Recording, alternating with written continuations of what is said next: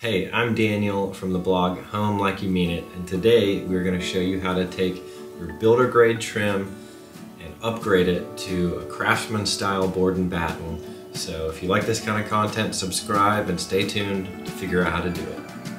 Alright, when measuring inside corners, if you try to roll the tape into the corner, your measurement is not going to be accurate. So instead measure to a whole number like 30 or 40 inches and make a pencil mark, and then measure to that mark from the opposite corner and just add the two together.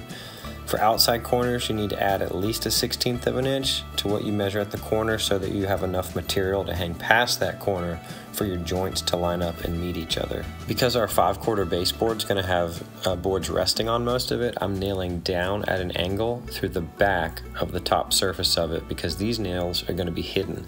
I will face nail, but by using a lot of nails where they're going to be hidden, I'm minimizing the number of holes that I'm going to need to fill and sand and paint later. The most important joints are your outside corners, so line them up very carefully and nail them first to make sure they're tight. Sink several nails from each direction, shooting perpendicularly, and you'll see this joint move as you sink each nail. So change which direction you're shooting the nail depending on which board needs to be pulled into the other board. After your corner is secure, you can go back and put nails in the rest of the boards to tie them into the wall. I do nail into studs, but I also nail in at random places into the drywall because it just increases the holding power.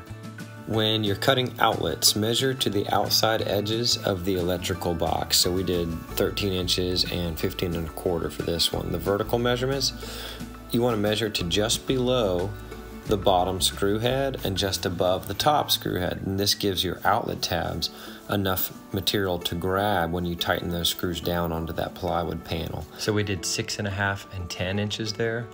Make sure that you turn power off to this outlet, back the screws out, and then leave the outlet hanging out at an angle so that you'll be ready for your plywood panel. Transfer these numbers to your panel and mark out for your cut. I use a Dremel for all of my cuts, all my outlet cuts that I'm cutting out. It's extremely precise and clean. The blades are not cheap, but they are awesome.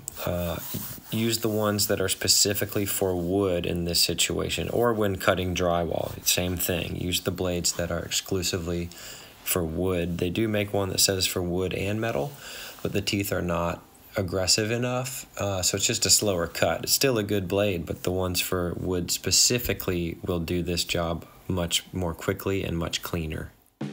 Alright, since our plywood panels are only 1/4 inch thick, I'm adjusting the depth of the nail back further from the surface of the strike from the gun so that they don't just get shot straight through the material.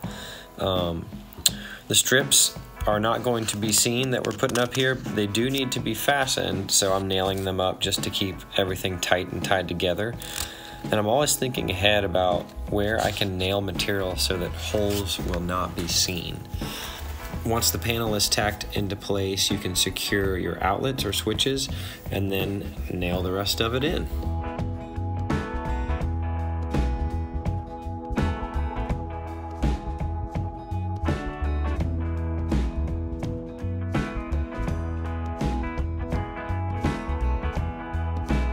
After your panels are in, you can install the 1x4 that rests on top of your 5/4 baseboard.